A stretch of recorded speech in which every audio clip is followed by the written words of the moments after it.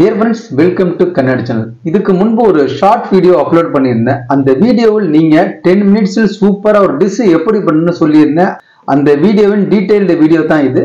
இந்த வீடியோ வந்து ஸ்கிப் பண்ணாம பாருங்க ஃப்ரெண்ட்ஸ். நார்மலாவே நம்ம வீட்டில் பிரேக்ஃபாஸ்ட் ஆர் டின்னர் பண்ணும்போது கண்டிப்பா எல்லாம் சாப்பிட்டுட்டு எக்ஸ்ட்ரா ஒரு 5-6 இட்லி பேலன்ஸ் இருக்கும். அப்படி எக்ஸ்ட்ரா உள்ள இட்லியை தூக்கி போடாமல் ஒரு 1 hour ஃப்ரிட்ஜில் வச்சு எடுத்துட்டு சூப்பரா வேற ஒரு டிஷ் பண்ணலாமே. இங்க முக்கியமா ஒரு விஷயம் கவனிக்கணும். பிரேக்ஃபாஸ்ட் பண்ண இட்லியை ஈவினிங் யூஸ் பண்ணினா ஆர் டின்னருக்கு உள்ள இட்லியை மார்னிங் யூஸ் பண்ணா இப்படி ஃப்ரிட்ஜில் வைக்க வேணாம். இன்ஸ்டன்டா பண்ணணும்னு நீங்க நினைச்சீங்கன்னா இட்லியை ஜஸ்ட் ஒரு 1 hour ஃப்ரிட்ஜில் வச்சு எடுத்தா கொஞ்சம் ஹார்டா இருக்கும். மசாலாவில் போட்டு மிக்ஸ் பண்ணி கிளறும்போது இட்லி வந்து ரொம்ப ஸ்டிக்கியா இருக்காது. இப்போ கெஸ்ட் இட்லி ப்ரிப்பரேஷனுக்கு போகலாம். அதுக்கு முன்னாடி இந்த டிஷ்ஷுக்கு தேவையான ஐட்டம் என்னன்னு சொல்றேன். 2% குவான்டிட்டிக்கு என்ன தேவையோ அதை மட்டும் சொல்றேன். 6 idli, big size onion 3, tomato 1, green chilli 1 அல்லாட்டி 2 யூஸ் பண்ணிக்கலாம். 1 teaspoon chilli powder, teaspoon salt or அதுக்கு கம்மியா, அண்ட் டர்மரிக் பவுடர் லிட்டில் 3 அல்லது 4 ஸ்பூன் ஆயில், கொஞ்சமா மின்ட் லீவ்ஸ், இது மட்டும் போதும். இப்போ அந்த இட்லியை கட் பண்ணி ரெடியா வச்சிருங்க. நெக்ஸ்ட் பிக் சைஸ் ஆனியன் 3, ஒரு தக்காளி 1, கிரீன் சில்லிய வாஷ் பண்ணிட்டு இப்படி கட் பண்ணி ரெடியா வச்சிருங்க. அப்படியே டாப்பிங் பண்ண கார்னிஷுக்கு மின்ட் லீவ்ஸையும் சாப் பண்ணி வச்சிருங்க. இப்போ ஃப்ரை பானை ஸ்டவ்ல வச்சு ஃபயர் பண்ணி கொஞ்சமா 3 ஸ்பூன் ஆயில் விட்டு ஆயில் ஹீட் ஆனதும் கட் பண்ணி வச்சிருக்க ஆனியனை போட்டு 2 or 3 மினிட்ஸ் கிளறிட்டே வாங்க. ஆனியன் வந்து கோல்டன் ஃப்ரை வரும் வரைக்கும் கிளறிக்கிட்டே இருக்கணும். நெக்ஸ்ட் கிரீன் சில்லியும் போட்டு மிக்ஸ் பண்ணி கொஞ்ச நேரம் கிளறுங்க. அதுக்கப்புறம் பார்த்தீங்கன்னா டொமேட்டோ ஆட் பண்ணி ஒரு 2 மினிட்ஸ் வதக்கி எல்லாமே கோல்டன் ஃப்ரை வரும் வரைக்கும் இப்படி கிளறிக்கிட்டே இருக்கணும்.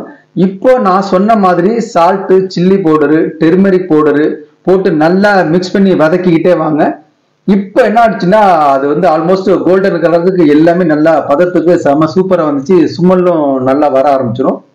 இப்போ ஸ்டவ்வை வந்து லோ ஃப்ளேம்ல வச்சுட்டு ஏற்கனவே நீங்க கட் பண்ணி ரெடியா இருக்க இட்லி அந்த ஃப்ரை பான்ல போட்டு சாஃப்டா கிளறி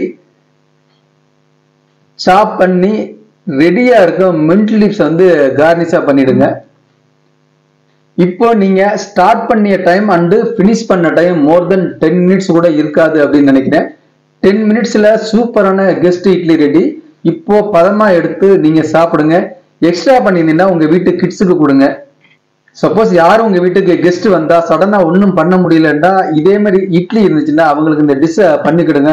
ஓ வெரி நைஸ், இந்த டிஷ் ரொம்ப நல்லா இருக்கேன்னு அவங்க சொல்லிட்டு அடிக்கடி உங்க வீட்டுக்கு வந்து அதுக்கு நான் பொறுப்பு இல்லைங்க. நீங்களும் இப்ப இந்த கெஸ்ட் இட்லியை டேஸ்ட் பண்ணியிருப்பீங்கன்னு நினைக்கிறேன். இந்த டிஷ் எப்படி இருந்துச்சுன்னு கமெண்ட்ல சொல்லுங்க. என்னடா ஊரா சுத்துறவன் வீட்டு கிச்சன்ல குக் பண்றான்னு நினைக்கிறீங்களா? மோர் தென் 18 இயர்ஸ் ஹாஸ்பிட்டாலிட்டி இண்டஸ்ட்ரியில ஸ்டார் ஹோட்டல்ல வந்து ஒர்க் பண்ணிருக்கேன். எல்லா டிபார்ட்மெண்ட்டையும் அங்க பார்த்தது தான் இது. சம்டைம் ட்ரிங்க்ஸ் பண்ண பாருக்கு வர்றவங்களுக்கு சைட் டிஷ் ஷார்டேஜா இருந்தா எமர்ஜென்சியா ஃப்ரிட்ஜில் இருக்கும் பாலாய் போன பழைய இட்லி எடுத்து இந்த மாதிரி பண்ணுவாங்க. நானும் ஒரு முறை இதை டேஸ்ட் பண்ணி பார்த்தேன். சாப்பிட நல்லா தான் இருந்துச்சு. அப்ப சான்ஸ் கிடைக்கும்போது அப்பப்போ எடுத்து சாப்பிடுறது. பாரில் ட்ரிங்க்ஸ் பண்ண வரும் பல ஆக்டர்ஸ் அண்ட் செலிபிரிட்டிகள் ட்ரிங்க்ஸ் பண்ணிட்டு செம்ம சூப்பர் சைடிஷ்னு சொல்லிட்டு போவாங்க.